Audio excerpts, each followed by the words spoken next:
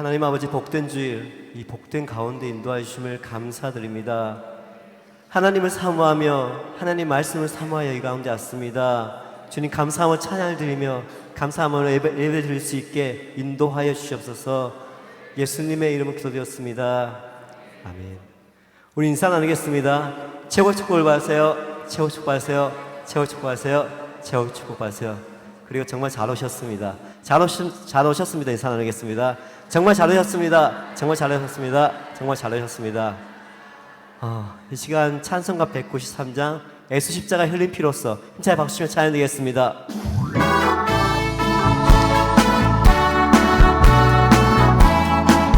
예수 십자가에 흘린 피로써 그대는 씻기어 있는가? 더러운 죄 희게 하는 능력을 그대는 참으지 않은가?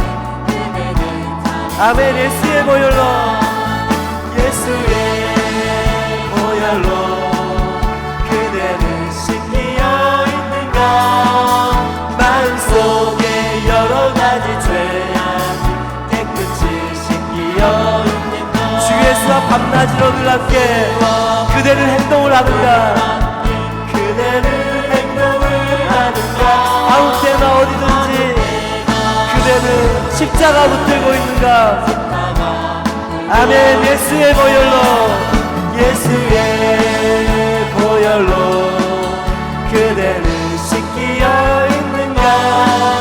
마음속에 여러 가지 죄악 깨끗이 씻기어 있는가? 주님 예수 다시 올 때 그대는 영접할 회복이 있는가?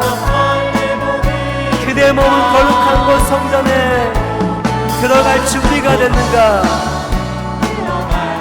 예수의 보혈로, 예수의 보혈로 그대는 씻기어 있는가?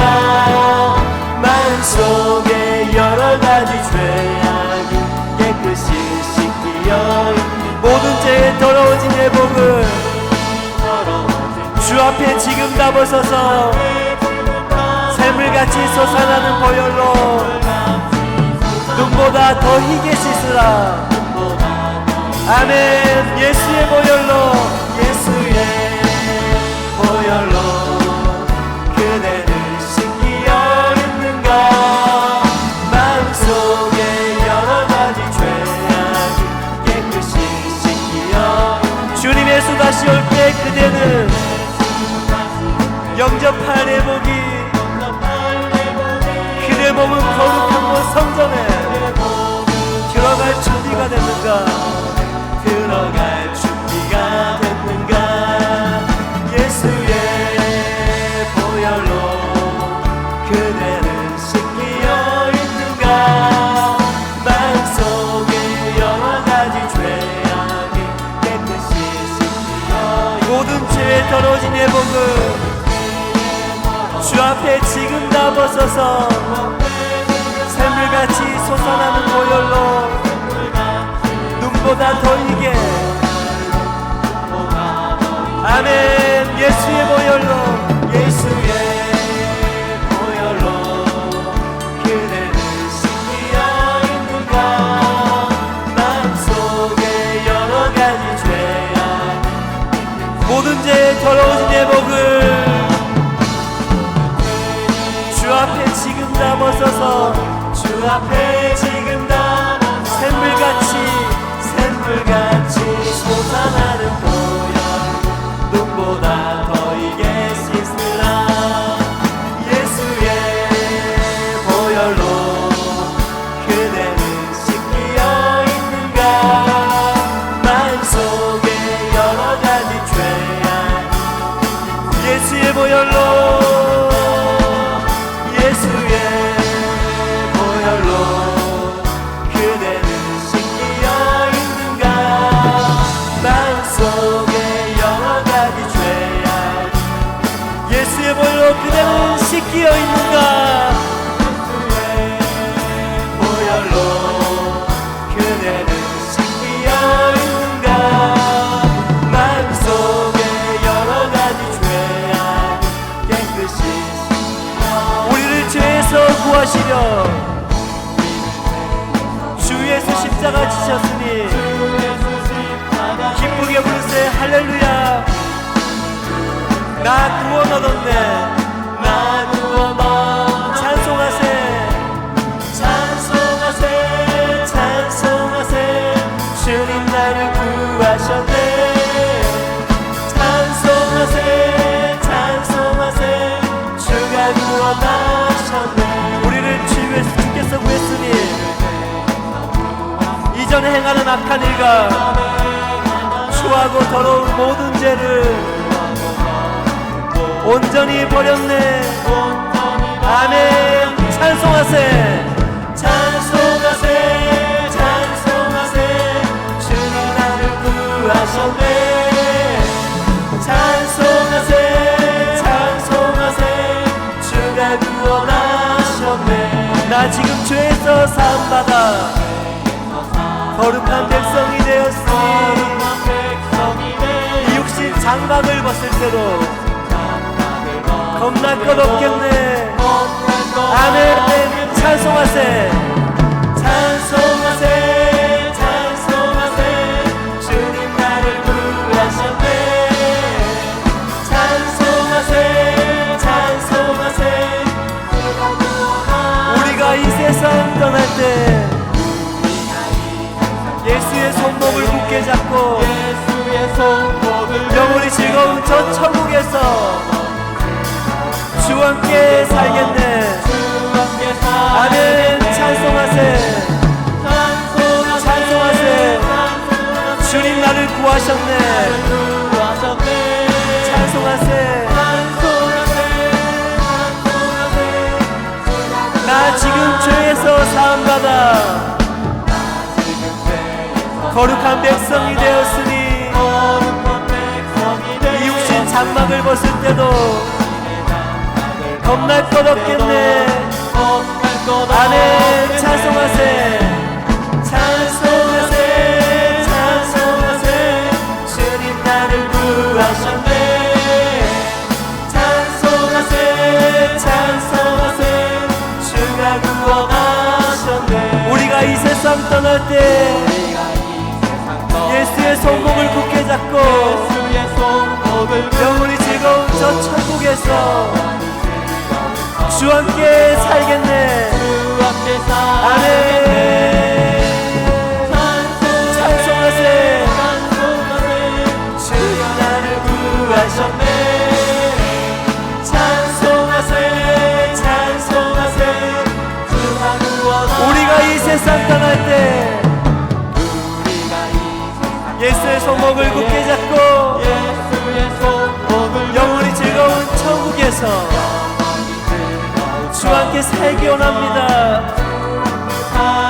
할렐루야. 찬송하세 찬송하세 찬송하세 주님 나를 구하셨네.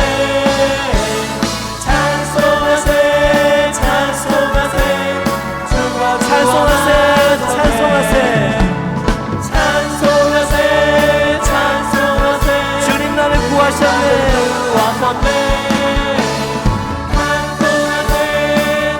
마지막 믿음을 고백합니다. 찬송하세 찬송하세 찬송하세 찬송하세 주님 나를 구하셨네. 찬송하세 찬송하세 주가 구원하셨네. 주님께 모든 영광 돌립니다. 할렐루야. 이 시간 회개하는 마음으로 돌아온 탕자 찬양드리겠습니다.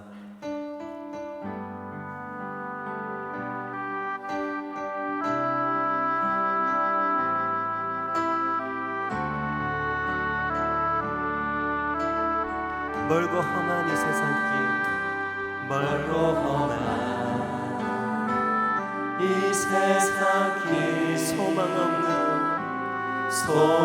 없는 나그네 길 방황하고 헤매이며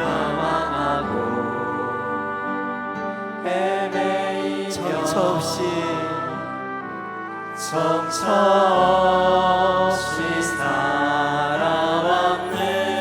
의지할 것 없는 힘은 위로받고 살고파서 위로받고 살고파서 세상 유혹 따라가다 모든 것을 다 잃었네 모든 것을 다 잃었네 무거운 짐 등에 지고 무거운 짐 등에 지고 쉴 곳 없어 애처로운 몸 쉴 곳 없어 애처로운 쓰러지고 넘어져도 쓰러지고 넘어져도 위로할 자 내게 없었네 위로할 자 내게 없었네 세상에서 버림받고 귀한 세월 방탕하다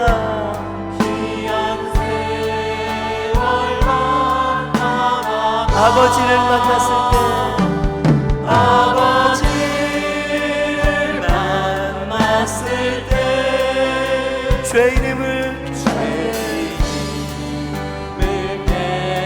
깨달았네 눈물로써 회개하고 눈물로써 회개하고 아버지의 품에 안기어 아버지의 품에 안기어 죄악으로 더럽힌 몸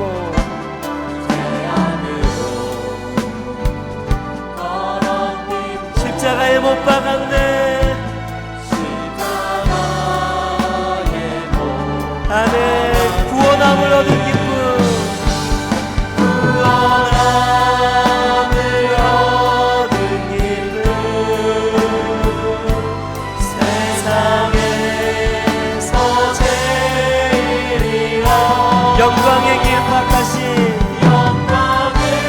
내 주 예수 찬양하네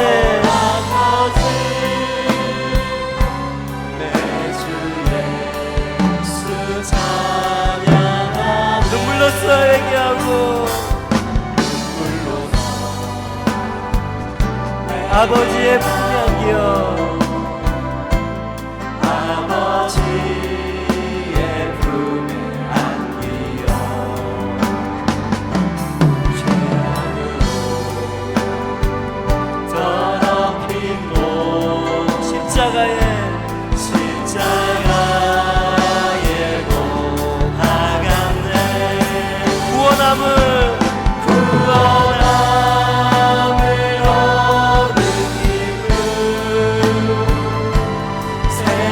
세상에서 제일이라 영광의 길 허락하신 내 주 예수 찬양하네 구원함을 얻은 기쁨 세상에서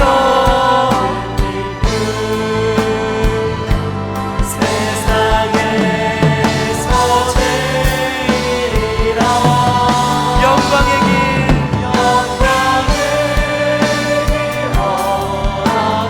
내 주 예수 찬양하네 마지막으로 부탁합니다 구원함을 얻은 기쁨 세상에서 제일인 줄 믿습니다 세상에서 제일이라 영광의 길 허락하신 내 주 예수 찬양하네 내 주 예수 찬양하네 아멘. 시간 기도하겠습니다. 일주일간 하면서 허물과 제약 속에 살다 왔습니다. 그 모든 허물과 제약들 그리스도의 보혈로 정결케 해달라고 이 시간 주여 함창하고 사랑께 기도드리겠습니다. 주여 주여 주여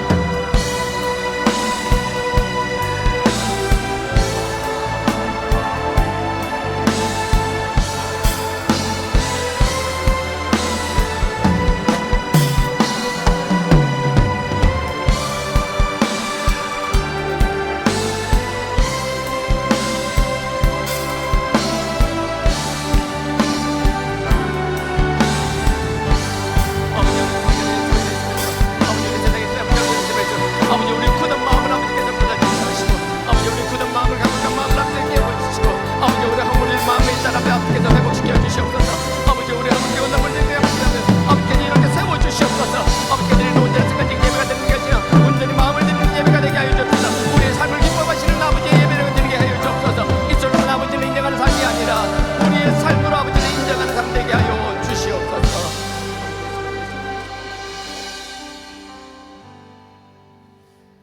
모든 영광 하나님께.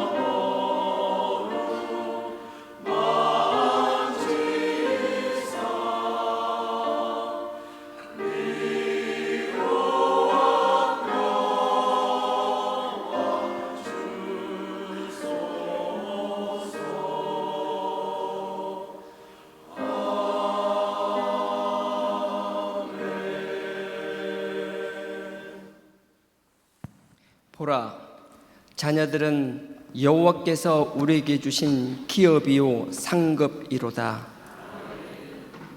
자식은 장수의 손에 들린 화살과 같으니 이것이 화살통에 가득한 자는 복이 있도다. 진실로 너희에게 이르노니 너희가 돌이켜 어린 아이들과 같이 자기를 낮추지 아니하면 결단코 천국에 들어가지 못하리라. 그러므로 이 어린 아이와 같이 자기를 낮추는 사람이 천국에서 큰 자니라. 또 누구든지 내 이름으로 이런 어린 아이 하나를 돌보는 것이 곧 나를 영접함이니라. 또 아비들아, 너희 자녀의 마음을 노엽게 하지 말고 주의 말씀과 가르침으로 양육하라. 마땅히 행할 길을 아이에게 가르치라. 그리하면 늙어도 그것을 떠나지 아니하리라. 아멘.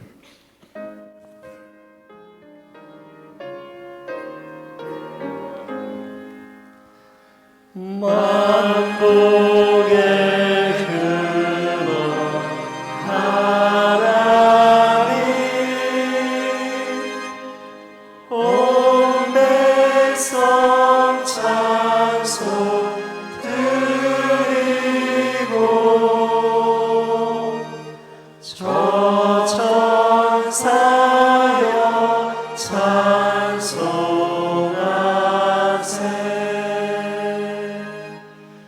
찬송 성부 성자 성령 아멘.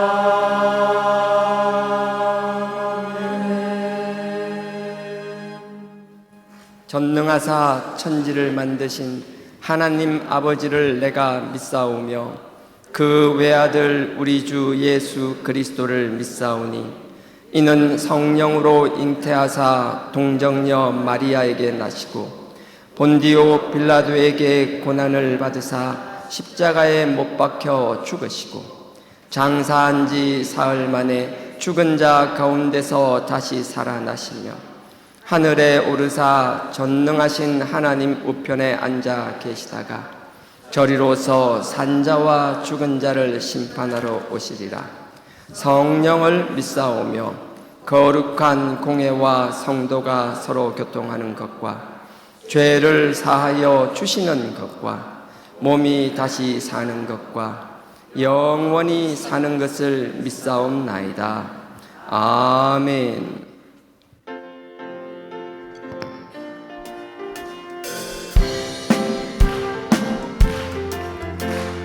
예수님이 말씀하시니 물이 변하여 포도주 됐네.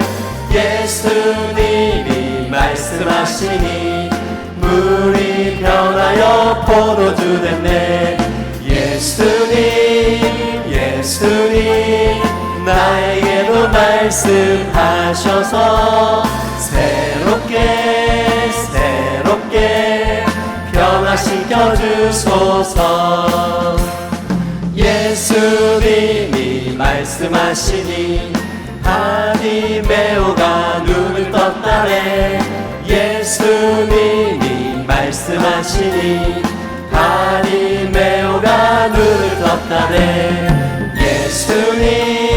예수님 나에게도 말씀하셔서 새롭게 변화시켜 주소서. 예수님이 말씀하시니 죽은 나사로가 살아났다네. 예수님이 말씀하시니 죽은 나사로가 살아났다네. 예수님 나에게도 말씀하셔서 새롭게 변화시켜 주소서. 예수님이 말씀하시니 거친 파도가 잠잠해졌네. 예수님이 말씀하시니 거친 바다가 잠잠해졌네. 예수님 나에게도 말씀하셔서 새롭게 변화시켜 주소서. 아멘. 오늘 말씀 요한복음입니다.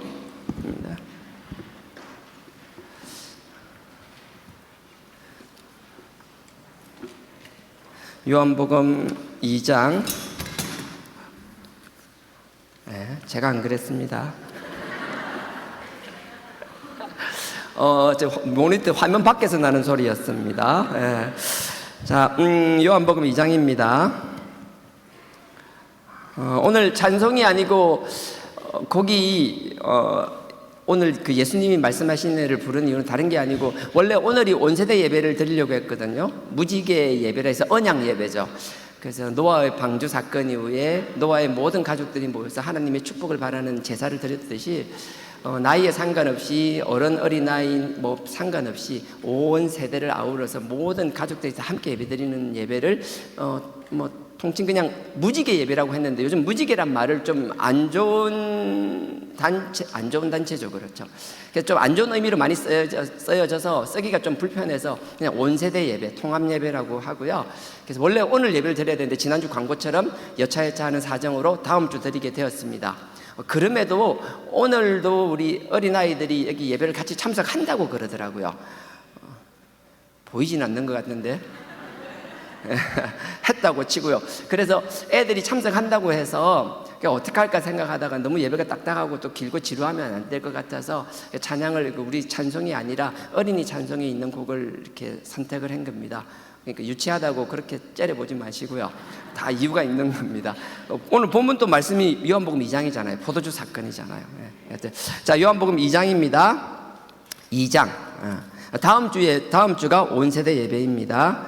2장, 지난주에 2장 읽기만 하고 못했는데요. 오늘은 2장 1절부터 하기는 좀 기네요. 그럼 5절부터 10절까지 다 같이 합독하겠습니다. 5절부터 10절 다 같이 읽겠습니다. 합독하겠습니다. 그 어머니가 하인들에게 이르시되 너희에게 무슨 말씀을 하시든지 그대로 하라 하니라. 그기 유대인들의 결례를 따라 두세 통 드는 돌 항아리 6이 놓였는지라. 예수께서 저희에게 이르시되 항아리에 물을 채우라 하신즉 아구까지 채우니 이제는 떠서 연회장에게 갖다 주라 하심에 갖다 주었더니 연회장은 물로 된 포도주를 맛보고 어디서 났는지 알지 못하되 물도온 하인들은 알더라. 연회장이 신랑을 불러 말하되 사람마다 먼저 좋은 포도주를 내고 취한 후에 낮은 것을 내거늘 그대는 지금까지 좋은 포도주를 두었도다 하니라. 아멘. 성가대 찬양으로 하나님께 영광 올리겠습니다.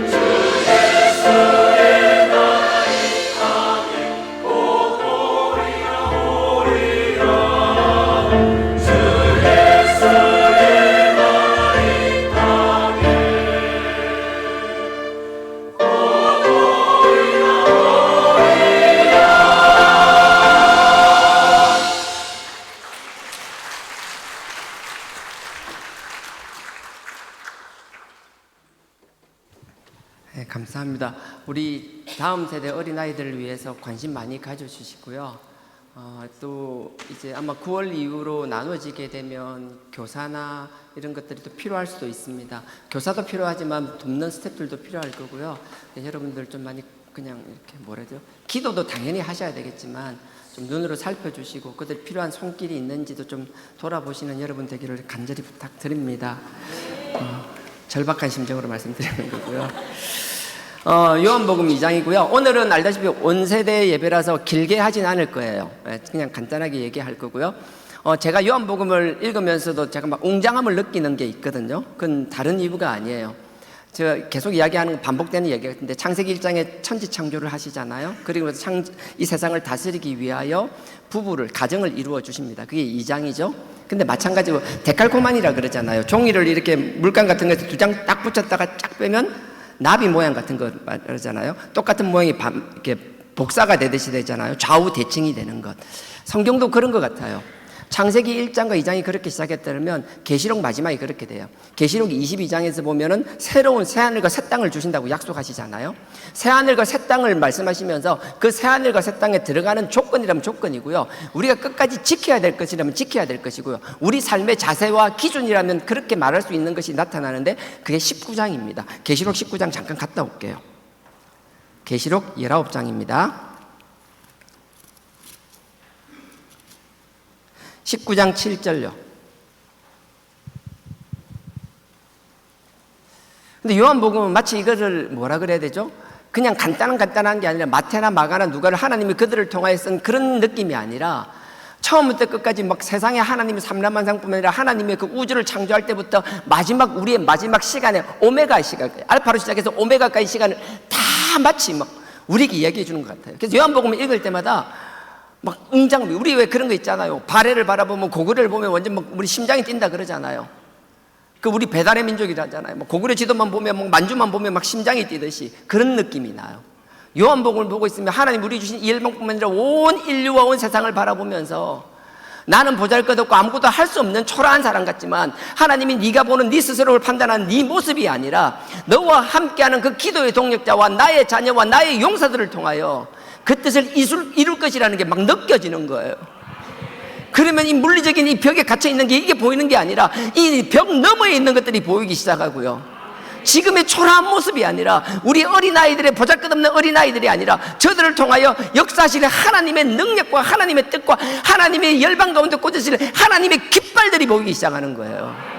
그렇다면 우리가 이사야 40장에서 말씀하시는 것처럼, 마치 이 세례 요한이 주님의 길을 예배하는 것처럼, 우리가 다음 세대의 하나님의 사역을 위해 우리 다음 세대들을 바라보며 우리가 그들의 길을 평탄케 하는 일을 할 수 있어야 되고 해야만 된다라는 거예요.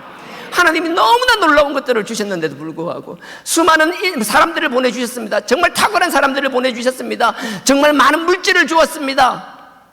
근데 예전에 그랬었는 대로 버린다라면 무슨 의미? 하나님이 주신 것, 그것을 곳간에 채워두고 있다라면 그 채워둔 하나님의 물질의 축복들은 더 큰 하나님의 뜻을 위하여 쓰여질 때 뜻이 있는 것이지, 아버지의 영광과 상관없이 쟁겨져만 있다라면, 아무런 목적 없이 그냥 가두어져만 있다라면 그건 하나님 앞에서 올바른 길이라고 저는 생각하지 않습니다. 하나님이 주신 것도 써야 될 것이고, 또 하나님이 여러분들을 통하여, 제가 헌금 기도할 때마다 얼마나 감사한지 몰라요. 이 헌금을 드리기 위해 여러분들 얼마나 수고하고 노력하고, 여러분 그 힘든 삶의 가운데서도 그리스도의 자녀로서 그 빛을 발하면서 하나님의 자녀답게 살면서도 일을 한다는 게 얼마나 힘든지 알기 때문에, 크고 작고 많고 적음의 문제가 아니라 여러분들의 그 마음, 기쁨으로 감사함을 하나님께 드릴 수 있는 그 마음이 너무 감사하고, 아버지께서 그들의 마음을 축복하실 뿐만 아니라 그들의 손길을 축복하실 줄 믿습니다. 마음은 있지만 하지 못하는 것도 마찬가지고요, 아버지께 그 마음 받으시는 줄 믿습니다. 계시록 19장입니다. 19장 7절, 우리가 즐거워하고 크게 기뻐하여 그에게 영광을 돌리세 어린 양의 혼인 기약이 이르렀고, 혼인 잔치가 됐다라는 거예요. 이제 온전한 가정을 이루어야 된다는 거예요. 근데 우리는 모두 신부라는 거예요. 계속 온전한 신랑, 완벽한 그 신랑을 만나야 된다는 거예요. 그래서 돌리세 어린 양의 혼인 기약이 이르렀고 그 아내가 예비하였으니, 우리가 예비하였다는 거예요. 그 결혼을 하기 위해서는 우리가 다 준비되어 있어야 된다는 거예요. 근데 그게 8절에 보십시오. 그에게 허락하사, 준비된 자에게 허락하사 빛나고 깨끗한 세마포를 입게 하셨은즉 이 세마포는 성도들의 옳은 행실이니라. 하나님이 새하늘과 새 땅에 들어가기 위해서는 우리가 온전한 우리의 삶, 그래서 제가 그러잖아요, 회개는, 온전한 회개는 말로만 하는 것이 아니라, 말로만 하는 믿음이 값싼 믿음이 되어버린 것처럼 말로만 회개하는 것이 아니라 우리의 삶이 아버지 앞에 보여드릴 수 있는 삶들이 되어야 된다는 거예요. 부족할 수 있죠. 누구나 부족하죠. 저도 그렇죠. 그럼에도 불구하고 그렇게 살아가려고 발버둥 치는 것, 그게 필요하다라는 거예요. 지난번에 박상훈 목사님이 설교할 때 그랬잖아요. 너무 좋잖아요. 사무엘상 16장인가요? 16장이겠네요. 16장 할 때 다윗을 사무엘이 다윗을 뽑을 때요. 이새의 집에 가잖아요. 다 가고 나니까 처음에 큰아들이 나타나잖아요. 누가 봐도 준수해. 사무엘이 봐도 막 멋져요. 막 뛰어나. 저 같아요. 딱 보면 왕감이에요. 크고 헌칠하고 용모 뭐 하나 흠잡을 데가 없어요. 막 눈이 부셔. 아멘 할렐루야. 하여튼 막 그래요. 사무엘이 허무했어요. 6절에 너무 허무해할 때 7절에 뭐라고 그러세요? 내가 보는 것은 너희와 같지 않다라는 거예요. 내가 보는 것은 너희와 다르다. 너희는 외모를 보거니와 나는 중심을 보신다는 거예요. 그러니까 이새가 그 다음부터 바뀌었어요. 큰 아들을 내놓고 그 다음부터 뭐예요? 작은 아들을 막 내놓기 시작하는 거예요. 둘째 아들부터 전부 다 외모가 나타났다는 게 아니라 결국은 누구를 해요? 마지막에 다윗을 선택하잖아요. 다윗을 선택할 때 우리 박상 목사님 기억나요? 마지막에 뭐라고 했나요? 10편 78편 70절부터 얘기하잖아요. 양의 우리 가운데서 들판에서 저대양을 먹이는 가운데서 다윗을 선택했다고 말씀하시잖아요. 뭐예요? 보이는 외모라는 게 잘생기고 아니라 그 사람 삶의 자리에서 그 사람의 중심을 본다는 거예요. 하나님께서 우리의 믿음도 보지만 우리가 주어진 삶의 자리에서 어떻게 하고 있는지, 양의 우리 가운데서 선택했다고 말씀하시고요. 그리고 저대양을 먹이는 가운데 선택하시는데 그게 끝이 아니었어요. 자기를 열심히 할 뿐만 아니라 아주 공교함으로 성실할 뿐만 아니라 그 일의 전문성을 가질 수 있는 것, 하나님 보시기엔 그게 중심이라는 거예요. 난 여러분들이 하나님을 바라보는, 십자가를 바라보는, 그 주님을 바라보는 신앙의 중심뿐만 아니라 여러분들의 삶의 자리에서의 중심도 단단히 설 수 있기를 주님의 이름으로 축원드립니다. 사무엘상 16장 7절에 그래, 내가 보는 것은 너희와 다르다. 너네들은 사람을 외모로 보지만 난 중심으로 본다면서. 요건 찾아볼게. 잠언요 24장. 잠언 24장 12절입니다. 구약 936페이지입니다. 구약 936페이지입니다. 잠언 24장. 제가 읽겠습니다. 이거 같이 읽어요. 같이 읽는 게 낫겠네요. 936페이지입니다. 잠언 24장 12절입니다. 다 같이 합독하겠습니다. 시작. 내가 말하기를 나는 그것을 알지 못하였노라 할지라도 마음을 저울질하시는 이가 어찌 통찰하지 못하시겠으며 네 마음을 지키는 이가 어찌 알지 못하시겠느냐. 그가 각 사람의 행위대로 보응하시느니라. 아멘. 제가 다시 읽습니다. 보세요. 12절. 네가 말하기를 나는 그것을 알지 못하였느라 할지라도, 난 잘 모르겠는데 그래도 하나님은 그게 네 말에 관심 있는 게 아니에요. 보세요. 할지라도 하나님은 우리의 마음을 저울질하시는 분이라는 거예요.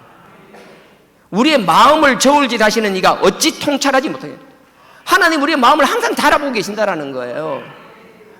너의 마음에 순수한지 아닌지 다 보고 계신다라는 거예요. 근데 어떻게 모를 수 있냐라는 거예요. 다 통찰하고 계시는 분이라는 거예요. 그 다음 뭐예요? 네 영혼을 지키는 분이라는 거예요. 우리의 마음을, 영혼을 지키는 자가 어찌 알지 못하겠느냐. 하나님 다 알아요. 우리 의도, 생각 다 아시는 분이에요. 그러면서 마지막으로 하시는 말이 뭐예요? 하나님이 각 사람의 행위대로 보응하시느니라. 하나님은 우리의 중심을 보시지만 우리의 중심이 우리의 삶 가운데 드러나는 것을 기뻐하시고 보고 계신다라는 거예요. 그게 하나님은 우리를 판단하시는 판단 기준이 된다라는 거예요. 행위 구원을 얘기하는 게 아니에요. 우리의 마음이 그렇다라면 우리의 삶이. 그래서 계시록, 이것도 계시록 미안한데 갔다 와야겠어요. 계시록 20장요. 한번 갔다 올게요. 계시록 20장. 우리 애들은 저 아저씨 왜 저러나 그래. 우리 주일학교 사역자분들은 얼마나 듬직하게 잘해주시는데. 자, 20장에 보십시오. 20장 12절요. 하나님은 우리를 저울질한다 했어요. 영혼을 지키고 우리 다 알고 계시는 분이랬어요. 그래서 우리의 행동을 보신다라는 거예요. 20장 22절. 모든 사람이 마지막 주님께서 재림하시게 되면은 다시 심판대 앞에 서게 되죠. 그때입니다. 자, 20장 22절 제가 읽겠습니다. 또 내가 보니 죽은 자들이 무소대론하고 예외 없이 다 죽었던 사람들이 다 일어나서 그 보좌 앞에, 그 심판의 주님의 보좌 앞에 섰는데 책들이 펴져 있고 또 다른 책이 펴져 있으니 곧 생명책이라. 하나님 우리 죽고 사는 걸 심판할 그 마지막 심판의 심판책이라는 거예요. 생명책이라. 죽은 자들이 자기의 행위를 따라 책들에 기록된 대로 심판을 받는다. 그래서 하나님은 우리의 생각뿐만 아니라 우리의 행위를 다 기록하신다라는 거예요. 그러니까 우리의 중심이라는 건 나만의 만족의 중심이 아니라 내 기준의 회개로 끝나는 것이 아니라, 원래 회개가 그렇잖아요. 그냥 나의 잘못을 아뢰는 게 회개가 아니잖아요. 아뢰고 나서 깨달았다면 돌아서는 것, 삶이 변하는 게 회개잖아요. 그러니 우리 감사라고 얘기하는 마찬가지잖아요. 우리가 하나님 앞에서 우리의 중심뿐만 아니라 우리 삶이 이렇게 바뀌어 나오고 우리의 삶의 열매들이 드러날 수 있기를 주님의 이름으로 축원드립니다. 그랬으면 좋겠어요. 그래서 여기도 보면요, 끝까지 마지막에 새하늘과 새 땅에 가기 전에 그 신부와 신랑의 결혼을 이야기하면서 20장에 그렇잖아요. 네 삶. 제가 올림픽 가운데서 다른 건 아니는데요, 이번 어린이 주일이기도 하니까 뭐 시간 되면 그랬으면 좋겠어요. 제가 영화를 진짜 잘 안 보거든요. 그냥 몇 년에 한 번 볼까 말까 뭐 그래요. 그럼에도 불구하고 제가 참 기억에 남는 영화고 좋은 영화를 하나 소개해 드리려고 하는데, 세월간이라고 혹시 아세요? 아는 분들은 아실 거예요. 인도 영화인데, 인도가 굉장히 좀 이렇게 성공지향적이고 계급사회잖아요. 그런 데 있어요. 근데 참 생각할 게 많아져요. 어린아이들이 봐도 참 좋을 것 같아요. 근데 제가 새 얼간이를 얘기하고 싶어 하는 게 아니고, 그 새 얼간이의 주인공으로 나온 그 주인공이 2016년도인가 17년도에 영화를 또 하나 찍었어요. 당간가 정확하게 기억은 안 나는데 씨름 내용이에요. 인도인데 씨름인데 씨름이 아니고 레슬링. 아버지가 레슬링 선수 출신인데 아버지 뜻하고 안 맞아서 중간에 포기하죠. 그러고 나서 자기 꿈을 자기 자녀를 통해서 이루려고 하는데, 남자애를 낳으면 꼭 레슬링을 시켜야지 했는데 첫애가 딸인 거예요. 둘째 놈은 시키지. 둘째가 딸이네. 셋째 놈은 시키지. 셋째 딸이네. 넷째는 아들 주시겠지. 넷째도 딸이네. 포기했어요. 근데 포기하지 않고 그 자녀들을, 딸애들 막 레슬링을 가르쳐요. 그래서 국제대회에 나가서 건배사도 그 과정이거든요. 그러면서도 그 계급사에서 나오는 가부장적인 그 꼬질꼬질한 아버지의 모습들, 아버지의 뜻을 위해 자녀를 희생시켜도 아무렇지도 않을 것 같은 그 고집스러운 거, 좀 거부감을 느껴질 수도 있어요. 근데 그걸 해결해 나가는 과정인데 그거 싫어하거든요. 그냥 뭐 그런 게 있어요. 가족끼리 보기엔 참 좋은 것 같아요. 부모 세대들은 자녀를 바라볼 때 그걸 보고 깨질 것도 많을 거고요. 자녀는 부모를 이해하는 데 도움도 될 거예요. 자, 쓸데없이 서론이 길었습니다. 이 영화가 그 실화인데, 그 실화의 주인공이 이번에 그 프랑스 파리 올림픽에 선수로 참여했어요. 인도 대표로. 50kg 인도에 참가했는데, 여러분 아시는 분들은 아실 거예요. 여자 레슬링인데 50kg 이하급이었는데요. 결승전에 딱 했어요. 어떤 일이 있었는가 하면, 여러분 일본의 레슬링 선수가 대단하더라고요. 일본 레슬링 선수가 94년생이더라고요. 무슨 말인가 하면 몇 년간 국제대회에 나가서 한 번도 진 적이 없어요. 근데 이 인도 선수가 일본 선수를 16강에서 만났습니다. 한 번도 국제대회에서 94년생, 96년생 정확히 모르겠어요. 지지하는 그 괴물과 같은 사람을 만났어요. 근데 3초를 놔두고 역전을 합니다. 놀라운 일이었죠. 그리고 나서 16강에서 이기고 8강, 4강까지 막 파죽, 뭐라 해야 돼요? 하여튼에 놀랍게 승리를 이어나갑니다. 그리고 이제 딱 결승이 남은 거예요. 근데 이 선수가 결승을 앞둔 걸 몰랐어요. 전 이번에 알았어요. 레슬링 같은 경우에는 경기를 시작하기 전에 체중을 잰다 하더라고요. 그러니까 50kg 이하면 50kg가 넘어가면 안 되겠죠? 그래서 딱 했어요. 선수들이 딱 예선부터 해요. 그리고 나서 이틀 동안 내가 본선을 하잖아요. 마지막 결승하는 날, 결승에 올라간 사람은 다시 체중을 재야 되나 봐요. 근데 결승에 올라간 사람은 체중을 재야 되는데, 체중이 그 체급을 넘어서게 되면 실격이 된다 하더라고요. 근데 이 선수가 막 바둑지수로 올라왔어요. 하여튼 몇 년 동안 한 번도 국제대회에서 패하지 않은 그 일본의 놀라운 괴물 같은 선수를 만나서 이기고 8강, 4강 막 올라와서 결승까지 올라왔어요. 이제 내일이 결승이에요. 근데 딱 개최를 했는데 몸무게가 오버된 거예요. 체중이 오버된 거예요.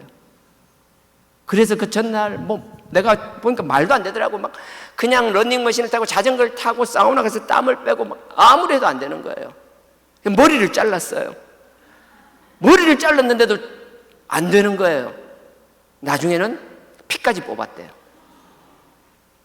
그 올림픽 금메달의 그 절박함이 느껴지세요? 그 피까지 뽑은 거예요.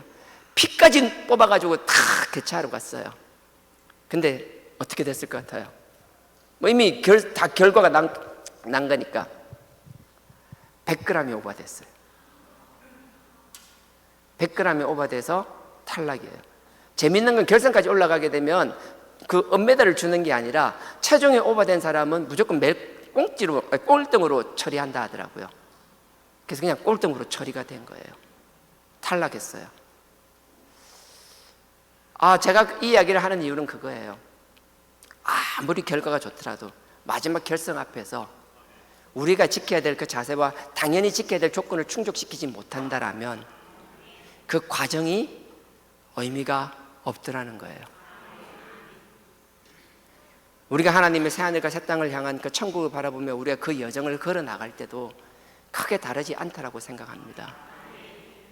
천국에 들어가기 전에 19장이 말하는 것, 너 다 필요 없고 너 나의 신부고 내가 네의 신랑이고 네가 신부로서 나와 혼인을 맺기 위해서는 내가 너에게 요구하는 것, 세마포를 입은 삶, 너의 옳은 행실, 입술로만 하는 신앙의 고백과 신앙이 아니라 네 삶을 통하여 드러나는 그게 나에겐 지창금이라는 거예요.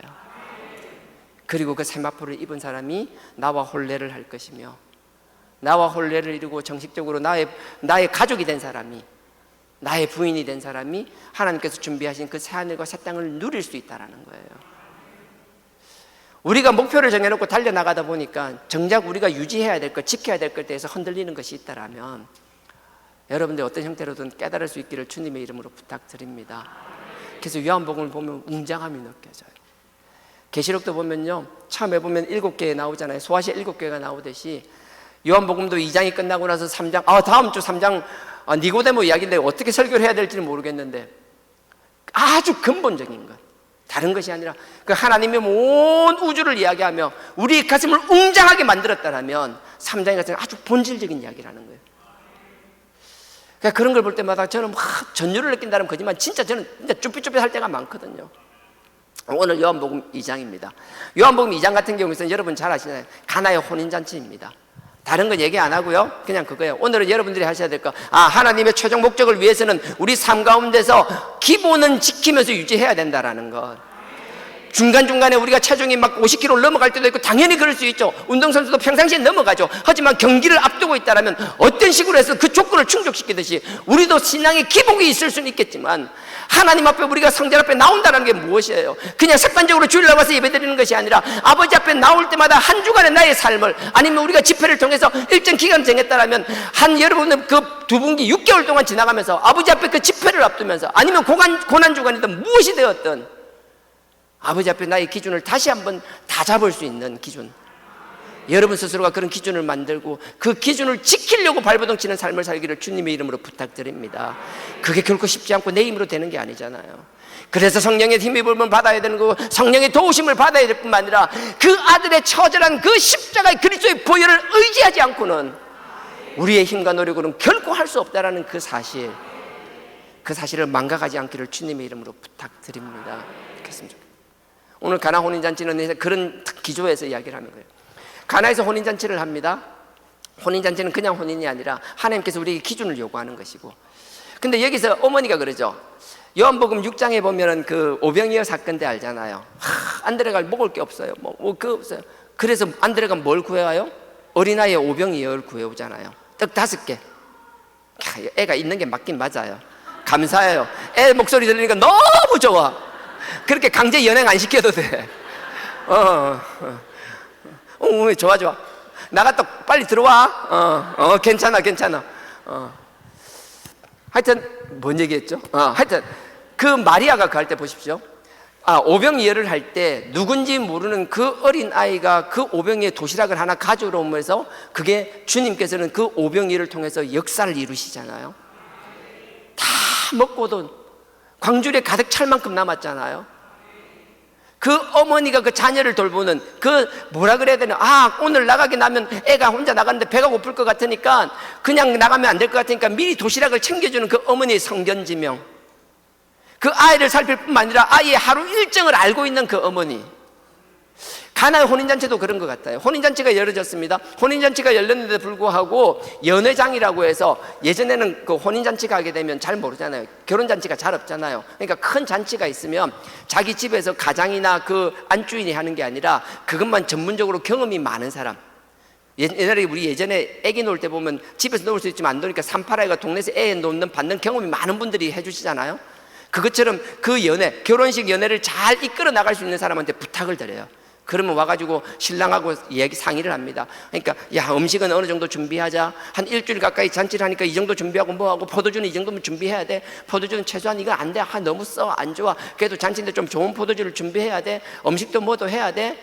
뭐 이런 식으로 다 그걸 세팅을 해주는 거예요. 연회장이 있었음에도 불구하고, 연회장은 포도주가 떨어지는지도 미처 알지도 못할 때 예수님의 어머니 마리아는 그 포도주가 떨어지는 걸 알고 있었다라는 거예요. 난 여러분들이 어디 있든지 그냥 꼬다는 보루자루처럼 그렇게 있기를 원치 않습니다. 여러분들이 있는 그 자리에서 여러분들이 할 수 있는 그 선을 넘어서는 관심이 있었으면 좋겠어요. 그게 주인의식 아니에요? 애들이 많아도 다 그렇잖아요. 애들이 많아도 남의 자식 별로 신경 안 쓰잖아요. 솔직히 그렇잖아요. 지 자식만 째려보고 있잖아요. 전부 다 애가 뭐 불편한 거 없나, 불편한 거 없나. 여러분들이 혈육관계에서 가족만 뿐만 아니라 이 여러분들의 삶의 자리뿐만 아니라 이 교회에서도 그런 마음이 있었으면 좋겠어요. 지금 당장 나의 필요뿐만 아니라 마리아와 같이 그 잔치에서 자기가 주인도 아니에요. 연회장은 따로 있었어요. 그럼에도 불구하고 상황을 돌아볼 수 있는, 역시 그 어머니의 그 아들 아니에요?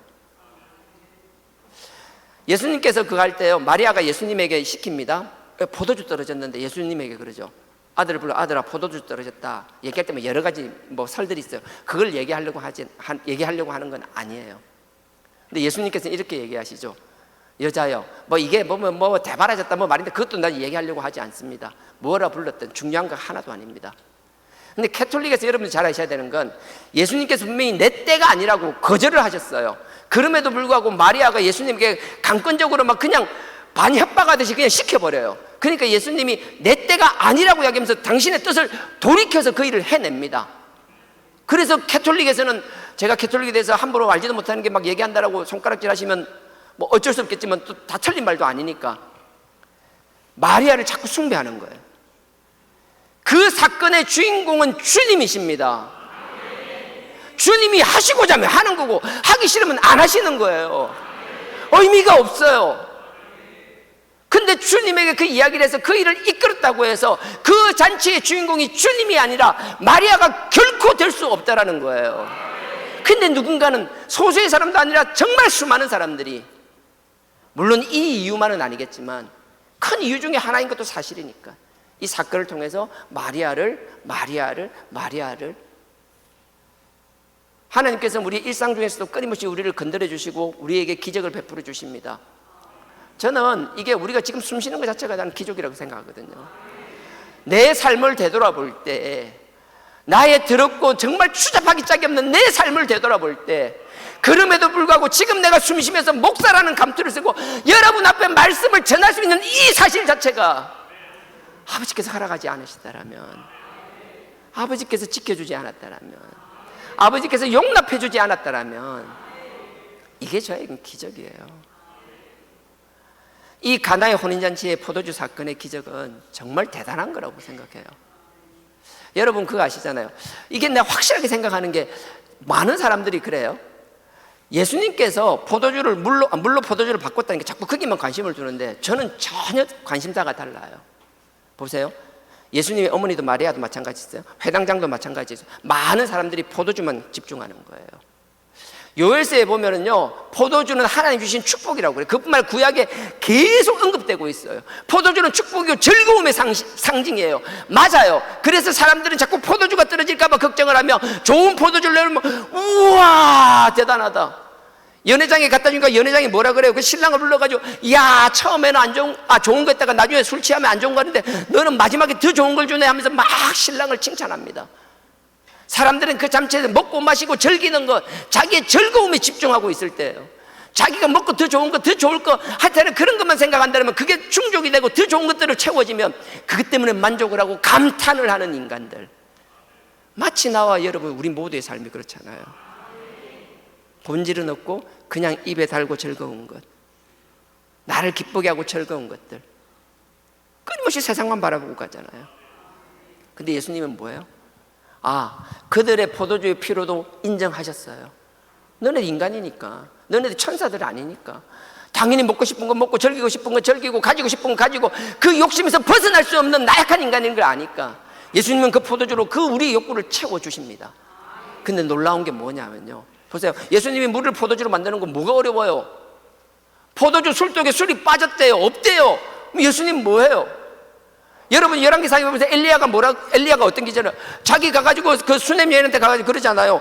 그냥 기름병에 나한테 먼저 떡 구워주고 놔두면 기름병에 찰 거라고 하니까 그게 가뭄이 끝날 때까지 기름병이 마르지 않을 만큼 주님께서 그 사역을 못 하시나요?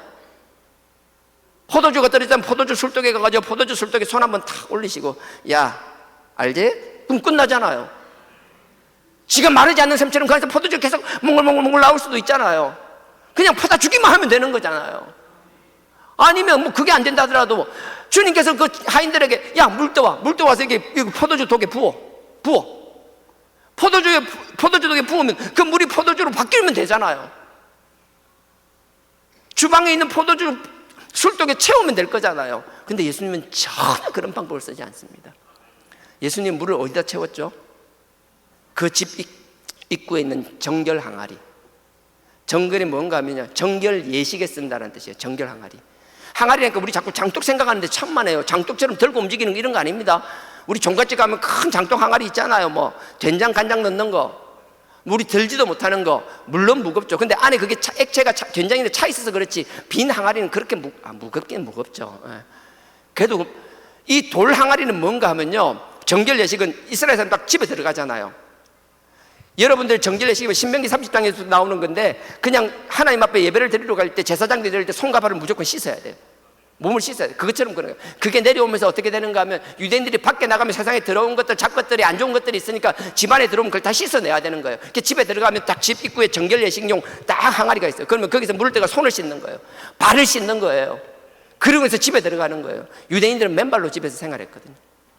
손과 발을 씻는 항아리가 집 입구에 있어요. 근데 그게 우리 사람 장독 생각하면 천만에요. 우리 절구 기억나세요? 돌 항아리. 그 사람이 정결을 지금 뭔가 하면 입다만한, 저만한 할 때 대입다 큰 돌 있잖아요. 그걸 정으로 파요. 그냥 파는 거예요. 파서 항아리처럼 그냥 입구에 놔두는 거예요. 들고 움직이는 거, 이 상상이 안 되는 거예요. 근데 그 항아리가 정결 예식에 따라 6개가 있었다라는 거예요. 6개가 있다는 건 집이 컸든지 아니면 그날 잔치하는 사람들이 많이 준비했든지, 여하튼 주님께서는요, 그들의 우리가 필요하는 포도주나 필요하는 음식에 관심이 있는 것이 아니라, 우리는 잔치니까 먹고 즐기는 데만 집중했지만 예수님이 그 필요를 채워주시기는 채워주셨지만, 예수님이 우리에게 지금 하고 싶은 얘기는, 나는 너네들에게 채워주는 그 즐거움이 아니라 이 정결 예식처럼 너희가 들어올 때 손발에 들어온 걸 씻어내는 것처럼, 나는 너네들이 죄에서 씻김 받기를 원하고 너희들이 죄에서 구원받기를 원하며 죄에서 구속받기를 원한다라는 그 뜻을 나타내시는 거라고요. 우리의 관심은 술독에 가 있었지만 예수님의 관심은 술독이 아니라 정결 항아리에 계셨어요. 굳이 말도 안 되는 방법으로 왜 물을 종들에게 시켜서 정결 항아리에다 부으라 그래요? 바로 술독에 채우라면 되지. 아까처럼 술독 보고 그냥 솟아나라 하면 될 건데. 분명히 아십시오. 우리는 우리의 필요를 위한 즐거움을 위해서 많은 노력들을 하고 있습니다. 그것을 쫓아 살고 있습니다. 그래서 주님께서는요, 우리의 필요를 계속, 우리가 징징대는 게 말도 안 되는 것 같지만 그래도 우리를 사랑하는 마음으로 채워주시고 계시는 거예요. 정작 그 필요를 채워주실 때, 우리의 필요를 채워주는 그 주님의 그 선택하신 그 방법을 알게 된다면 우리가 하나님 앞에 겸손할 수밖에 없는 것이고, 하나님이 진정 우리에게 원하는 게 무엇인 줄을 알게 되는데 우린 그를 보지 않아요. 그 뒤에 보면 뭐라 그래요? 제가 뭐 시간이 없으니까 다 읽지도 않겠습니다. 물동은 하인은 알지만 연회장도 그렇고 신랑도 그렇고 아무도 모르더라. 이 일이 어떻게 일어났는지 아무도 모른다라는 거예요. 주님은 끊임없이 우리가 죄를 씻어내는 정결에 관심이 있는 거예요. 여러분들 히브리서 9장 14절, 우리의 죄는 끊임없이 그리스도의 피로 닦아내는 겁니다. 마태복음 26장 26절도 그렇잖아요. 마지막 만찬하면서 뭐래요? 이 잔을 드시면서, 이 잔은 너희 죄를 씻는 나의 피니라고 말씀합니다. 주님께서는 그 정결 항아리에 물을 포도주로 바꾸는 거잖아요. 이 포도주가 내 피라는 얘기예요. 지금 너희의 즐기는 것에 집중하지 말고 내가 너희를 사랑하여서 너희에게 지금 원하는 게 무엇인지를 깨달으라고 말씀하시는 거예요. 아무도 몰라. 관심 없어요. 우리는 뭔가 하나님의 은혜를 기적을 보여주시고 뭘 체험하게 하시면 그 눈에 보이는 체험과 기적 거기에 집중해서 아무것도 보지 못해요. 왜 그걸 보여주셨으며 그걸 통해서 우리에게 무엇을 말씀하시려고 하는지를 잊어버려요. 마치 미련한 사람들이 그 예수님께 간청함으로 해를 한 그 마리아를 바라보며 주님이 아닌 마리아 옆에 가서 무릎 꿇고 마리아에게 빌고 있는 것처럼 자기는 결코 우상이 아니라고 이야기하지만 결국 하나님이 아니라 주님이 아닌 다른 대체제를 찾고 있는 그런 어리석음을 그때나 지금이나 하나님께서 우리에게 뭔가를 주신다라면, 그래서 내가 오늘 이런 생각이 많이 들었어요. 기적은요 특별한 기적이 아니라, 여러분 아세요? 참 놀라운 게 이렇게 했는데도 오늘 뭐 찾지는 않겠습니다. 오늘 성경 찾고 하진 않을게요. 애들 있으니까 다음 주나 뭐 그 다음 주나 기회가 있을 것 같은데, 이렇게 기적을 보여줬는데도 나머지 사람들은 아무도 몰라, 알 수가 없어, 몰라, 관심도 없어요. 제자들만 안다고 11절에 나와 있어요. 근데 제자들이 아는 그 믿음, 제자들의 그 믿음도 온전한 믿음이 아니에요. 믿음에서 이른다는 말이 얼마나 하나님의 가슴 찢어지는 말들인지. 하나님께서 기적을 보여주는 것은 우리가 거기에 자꾸 집중하고 막 거기에 집착을 하라는 뜻이 아니에요. 여러분, 이 사실을 잊지 않기를 주님의 이름으로 부탁드립니다. 2003년도인가 그럴 거예요. 체코에서 영화를 하나 만들었는데, 오늘 쓸데없는 얘기 많이 한다 그죠? 여하튼 2003년도에 체코에서 단편 영화를 만들었어요. 30분 남짓이에요. 제목은 The Most. 체코말로 Most는 브릿지 다리라는 뜻이래요. 그래서 2003년도인가 2004년도 아카데미 단편영화제에 노미네이트도 되었어요. 여러분 기회가 되면 요즘은 뭐 이렇게 많이 볼 수 있으니까 한번 보십시오. 내용은 이런 겁니다. 열차가 있는데요. 이렇게 전기기관차예요. 열차가 있는데 이렇게 시작해요. 처음에 뭐 여러 가지 있지만 처음에 시작하는 도입부가 이렇게 되는 거예요. 아빠가 애를 안고 기차역에 나갑니다. 기차에 나갔는데 기차역 앞에서 기차를 탑승하기 위해 사람들이 있는 거예요. 자기의 이제 그 군인이 다시 자기 복무지로 돌아가는 군인도 있고요. 헤어지는 사람도 있고요. 또 계속 사랑을 나누는 커플도 있고요. 자식을 돌보는 사람도 있고요. 또 어떤 사람은 마약에 찌들어 있는 사람들도 있고요. 하여튼 다양한 사람들이 열차에 탑승하게 됩니다. 근데 그렇게 시작을 해요. 근데 이 주인공이 남자의 아버지인데, 이 주인공이 하는 역할이 뭔가 하면, 여러분들이 도개교라고 아세요? 영도다리가 도개교입니다. 영도다리 지금도 토요일날 다리 들어 올리죠. 도개교 도약할 때 도자입니다. 10개자. 다리가 위로 번쩍 들리는 거 있잖아요. 그걸 도개교라 그래요. 영도다리 있습니다. 저 어릴 때 한번 봤는데, 하여튼 보세요. 영상으로만 봤지만, 여하튼 도개교가 있는데, 이 도개교에서 뭘 하는가 하면, 배가 지나가면 다리를 들어서 배를 지나가게 하고요. 평상시는 다리를 내려가게 열차가 지나가게 하는 거예요. 열차가 지나다니는 다리예요. 애가 하도 쪼는 거예요. 아빠 나도 가면 안 돼, 쪼으니까 애를 데리고 자기 일터로 갑니다. 일터로 가서 그래요. 1시간 뒤에 기차가 지나가니까 여기 놀고 있다가 나중에 열차가 오면 우리 같이 스위치를 눌려서 다리를 이렇게 뭐 배가 지나가면 올려주든지 기차 오면 내려주든지 같이 하자, 이렇게 얘기를 해요. 그리고 나서 그 짬이 나는 동안 그 어린아이는 그 옆에 이제 다리 옆이니까 그 옆에 가서 낚시를 하고 있었어요. 낚시를 하는데 어떤 일이 있었는가 하면, 배가 지나가서 다리를 들어달라는 거예요. 그래서 전화가 왔어요. 배 지나가요?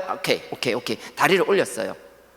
그러면 당연히 저쪽에서는 열차 철길에서는 빨간불이 들어와요. 그럼 열차가 기관차가 딱 보고 빨간불이네 하고 세우든지 속도를 줄이든지 해야 돼요. 근데 이 기관차가 그걸 못 본 거예요. 다리는 들어 올려져 있는데 그 신호를 못 보고 그냥 달리기 시작한 거예요. 아빠는 다른 일이 있어 바빠서 그걸 열차가 오는 걸 보지 못했어요. 근데 이 꼬마애가 한 6, 7살 정도 되는 꼬마애가 그걸 본 거예요. 그리고 나서는 다리 위로 올라갑니다. 아빠를 불러도 아빠가 응답이 없어요. 다리 위로 막 올라갑니다. 올라가서 어떻게 돼요? 그 다리가 도개고 열리는데 그 밑에 보면은 바닥에 보면 빨간 레버가 스위치가 있어요. 그걸 하면 다리가 이제 강제적으로 내려오는 거예요. 열차가 그냥 오면 다리에 떨어지는 거, 다리에서 떨어져 있으니까 다리 강으로 추락하는 걸 알기 때문에 이 꼬마애가 그걸 올리려고 막 아둥바둥 하는 거예요. 아둥바둥 하는데 손이 안 닿아서 까다 하다가 그냥 기계실 밑으로 툭 떨어져 버렸어요. 애가. 문제는 이제 거기서 시작되는 거예요. 애가 기계실에 떨어져 있는데 다리를 내리면 다리가 내려서 기계실을 닫아버리는 거예요. 막 아들을 안 보이니까 찾다가 아빠가 딱 다리를 봤는데 자기 그 어린 아들이, 꼬마애가 다리 레버를 막 하다가 기계실로 툭 떨어지는 걸 봤어요. 애는 기계실로 떨어져 있고 열차는 막 칙칙 하면서 막 다리 앞에까지 와 있고 애를 꺼내야 할지 그냥 다리를 올려놓고 선택을 해야 되는 상황이 된 거예요. 아빠는 막 피를 토하는 줄 울면서 다리를 내립니다. 결과는 여러분 상상하시는 그대로예요. 그리고 나서 내려가서 애를 죽어 있는 애를 꺼내죠. 근데 이제 열차가 지나가는 거예요. 그 다리 위로. 근데 그 상황을 아는 아빠는 그 다리 열차 지나가는 다리 밑으로 내려와서 막 사람 정신 나간 넋을 나간 사람처럼 우는 거예요. 뭐 설마서 막 울고 막 울부짖는 거예요. 근데 참 놀라운 건 그 열차에서 다리를 지나가던 열차에 탄 사람은 아무도 무슨 일이 있었는지를 몰라. 알 수가 없어. 아무 관심. 여전히 자기의 시련의 아픔에 있는 사람들은 자기 아픈 사람 때문에 그렇게 있고, 연애하는 사람은 그 사랑의 감정에 취해 있고, 또 자기를 단장하기 바쁜 사람은 화장하기에 바쁘고, 또 누군가는 마약에 취해서 마약을 막 준비하고 있고, 아무 상황. 마치 이런 것 같아요. 비유가 적절하지 않은 것 같지만 흐르는 게 일맥상통하는 건 하나예요. 하나님께서는 우리가 놀라운 기적이 아니라 우리의 일상 속에서 가나혼인장 우리가 살아가는 일상 속에서 하나님이 우리의 필요를 채워주시는 기적을 끊임없이 베풉니다. 근데 문제는 마치 열차를 타고 다리를 지나가는 사람, 그들을 살리기 위하여 어떤 일이 있었는지 전혀 알지 못하는 사람, 그 열차 안에서 자기에게만 집중하는 사람, 하나님의 뜻에는 관심이 없는 사람, 눈에 보이는 기적을 내가 만지지 못한다라면 정말 놀라운 물질의 축복을 받든지 놀라운 병을 고치는 경험을 한다든지, 그게 아니고서는 하나님이 나를 도와주지 않는다라고 착각 속에 빠져 사는 사람들, 분명히 말씀하시는 건요, 이 가나의 혼인잔치는 내가 너희들의 필요를 채워주지만 너희들은 모른다라는 거예요. 기적은 일상이 되어야 한다고 믿습니다. 크고 작은 게 아니라 하나님이 살아계시고 우리를 끊임없이 만져주시고 우리를 끌어가신다라는 그 사실,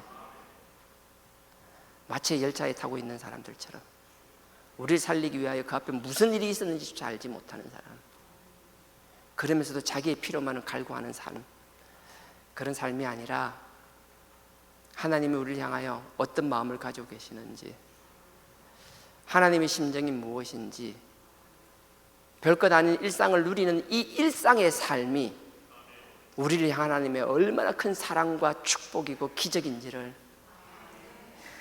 깨달을 수 있는 그 축복을 누리는 나와 여러분 되길 주님의 이름으로 축원드립니다. 그래서 다른 것 아니라 주님께서는 술동이 아니라 술 항아리가 아니라 정결 예식의 항아리였습니다. 또 하나 마지막으로 하는 것, 예수님께서 종들에게 이야기하죠. 술 항아리를 채우라고 얘기할 때, 여러분 그거 아세요? 제가 아르바이트를 할 때 이런 게 있었어요. 솔직히 이야기하면 아르바이트는요, 잘 되는 가게에서 아르바이트 정말 안 좋아요. 일이 많아. 문 닫기 직전에 식당 있죠. 뭐 하여튼 잘 안 돼. 내가 봐도 곧 망할 것 같아. 그런 데서 아르바이트 하잖아요. 좋아요. 편해요. 할 게 없어. 주인부터 마음을 놨어. 관심이 없어, 자기 매장에. 제가 아르바이트를 여러 군데 하면서 왜 해야 될 이유도 모르겠어요. 경제적으로 어려운 것도 있지만 하여튼 저는 틈만 나면 아르바이트를 했어요. 할 수 있는 건 다 해본 것 같아요. 그래서 제가 경양식 식당 같은 데 가보면 폼 나잖아요. 흰색 와이셔츠 입고 앞치마 밑에 탁 하고 나서 큰 접시 같은 거 손에 왼쪽에 한 서너 개, 오른쪽에 한두 개 탁 들고 가면 사람들이 우와 쬐끈한 게 잘한다 해서 막 이러면 그 맛에 막 이러잖아요. 한 몇 개월을 했어요. 대충 알겠어요. 그리고 나서 뭘 할까 하다가 제가 뚝배기 집에 갔어요. 설렁탕 집에 갔어요. 할 거 안 돼요. 남포동 쪽인데 장사가 너무 잘 돼. 너무 잘 돼. 되게 무거워요. 힘들어요. 일이 얼마나 막 끊이지. 경양식집 가면 식사 시간이 딱 정해져 있고 편했어요. 근데 거기는 제대로 밥 먹는 것도 밥 먹다가도 일어나야 되고 막 그랬어요. 주인은 좋은지 몰랐겠도 종업원들은 수시로 바뀌었어요. 제가 봤는데 뭐 일주일도 안 돼서 바뀌는 사람이 있고 뭐 한 달, 두 달 넘기지 못하는 사람이 수두룩했어요. 저도 그랬어요. 딱 보름만 하고 그만뒀었어요. 가나의 혼인잔치잖아요. 잔치가 있으면 종들에겐 그게 대목이니까 자기들도 기쁠까요? 아닐걸요. 평상시가 훨 좋을걸요. 일이 많으면 귀찮아져요. 하나님은 근데 우리의 기준이 아니라, 우리의 즐거움과 우리의 기쁨이 아니라 당신의 뜻을 위하여 우리를 바쁘게 만드실 수 있다라는 사실을 잊지 않았으면 좋겠어요. 이게 나하고 무슨 상관인데? 이거 나하고 뭐 그래 뭐 웃자라고. 그게 아니라 그 가운데서 종은요, 술독을 나르고 잔치하는 것마다 정신이 없었어요. 근데 이미 사람들 한번 들어오고 나면 잔치를 하니까 정결 예식 항아리는 더 이상, 이스라엘 잔치는요, 한번 들어오고 나면요, 그 다음부터는 안 받아요. 딱 들어온 사람만 잔치를 유지하는 거예요. 들어올 사람이 없다라는 건 정결 항아리에 크게 관심을 안 가져도 된다라는 거예요. 안 해도 될 일, 쓸데없는 일 같은데 주님께서는 그걸 채우라고 명령하시는 거예요. 나와 상관도 없는데, 가뜩이나 일이 많아서 귀찮아 죽겠는데 또 일거리를 만드네? 종은 군말이 없었어요. 교회에서 일뿐만 아니라 여러분 삶의 자리에서도 마찬가지입니다. 가끔은 여러분들이 나와 상관이 없을 것 같은 일이 분주해질 때도 있고요, 그런 일들이 생길 때도 있습니다. 하지만 우리가 하나님의 자녀라면, 우리의 기준이 아니라, 항상 그렇지는 못하겠지만 때론 우리의 기준이 아니라 그 잔치의 기준을 맞춰서 그 조건을 충족시킬 수 있는 그런 넉넉한 마음들이 있는 나와 여러분 되길 주님의 이름으로 부탁드립니다. 네, 찬양하겠습니다.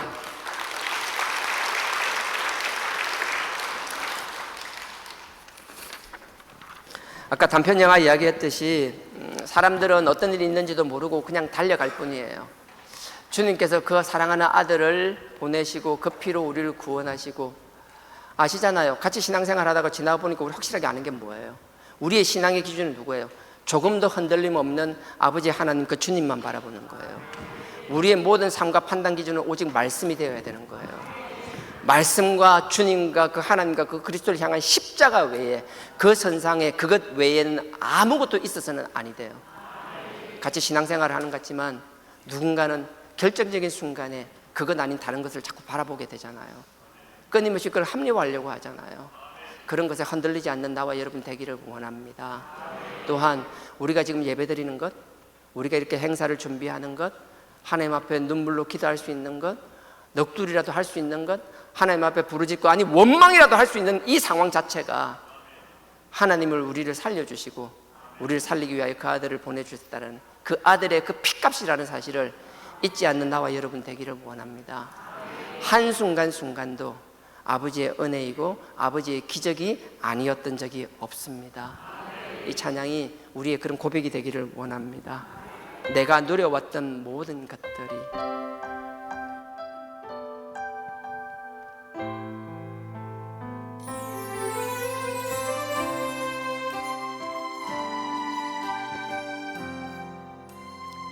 내가 누려왔던 모든 것들이, 내가 지나왔던 모든 시간이, 내가 걸어왔던 모든 내가 걸어왔던 모든 순간이 당연한 것 아니라 은혜였어. 당연한 것 아니라 은혜였소. 아침 해가 뜨고 저녁에 또 아침 해가 뜨고 저녁에 노을, 봄의 꽃향기와 가을의 열매, 봄의 꽃향기와 가을의 열매, 변하는 계절의 모든 변하는 계절의 모든 순간이 당연한 것 아니라 은혜였어. 당연한 것 아니라 은혜였소. 모든 것이 은혜,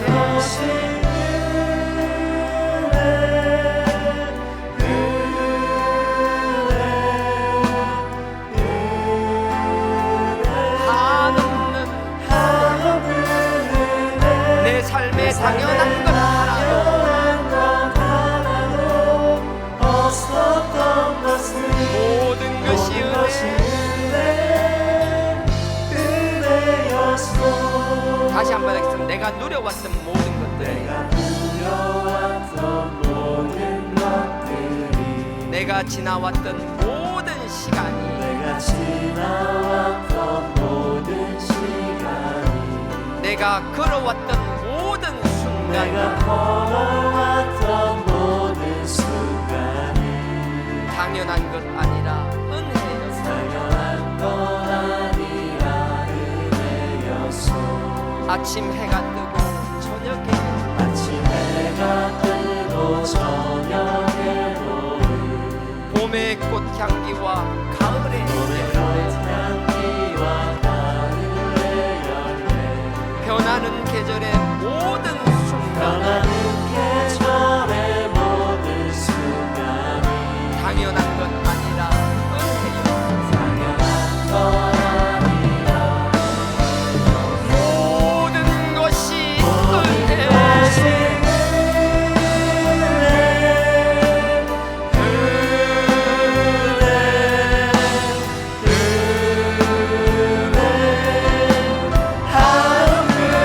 내 삶에 당연한 것 하나도 없었던 것을 모든 것이 은혜. 은혜였어. 모든 것이 은혜.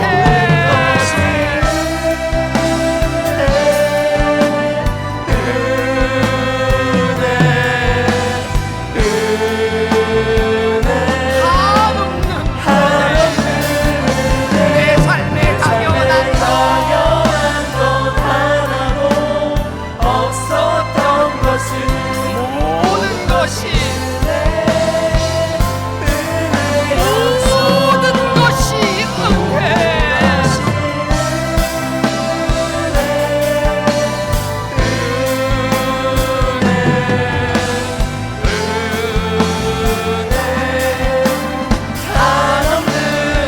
내 삶에 당연한 것 하나도 없었던 것을 모든 것이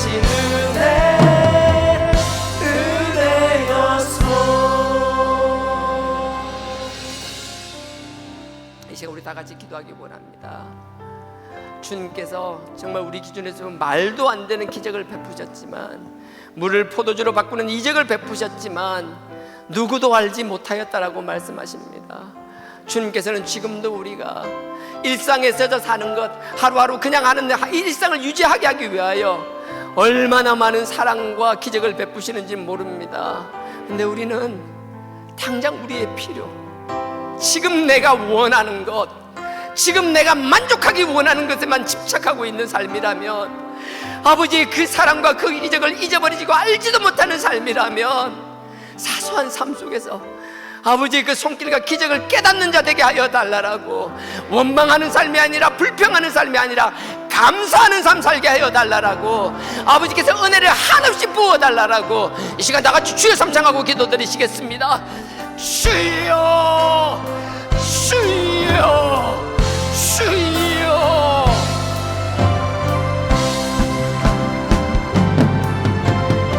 아버지,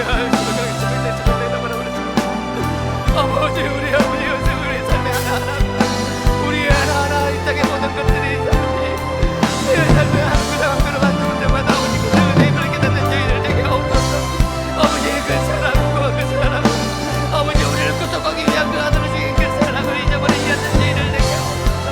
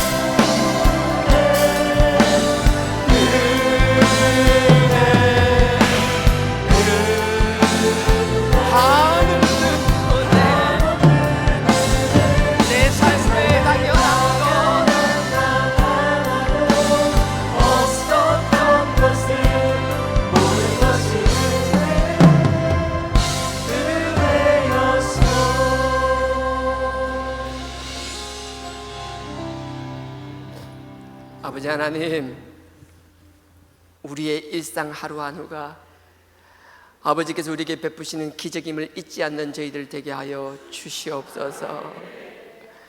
아버지의 그 사랑을 잊어버린 자 되지 않게 하여 주시옵소서. 방금 전 무슨 일이 일어났는지 다 아무것도 알지 못하고 그 열차 속에서 자기만의 자기 중심적인 삶을 살아가는 자들이, 그런 어리석은 자들이 아니라 아버지께서 우리를 살려주시고 우리에게 새로운 길을 열어주셨으며 우리에게 새 삶을 허락하셨음을 잊지 않는 저희들 되게 하여 주시옵소서. 참으로 좋으신 아버지 하나님, 당신을 사랑하는 마음으로 아버지께 주신 것 아버지께 드렸습니다. 감사함으로 기쁨으로 드렸습니다. 그 마음 기뻐 받아 주시옵소서. 아버지께 드리고 싶으나 상황이 여의치 않는 분, 아버지께서 상황을 허락하여 주시옵소서.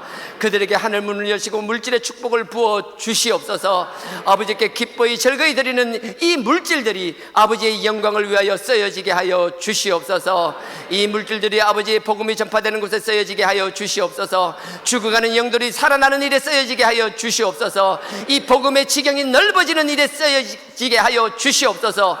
무엇보다도 우리 다음 세대들을 위하여 아낌없이 쓰여지게 하여 주시옵소서.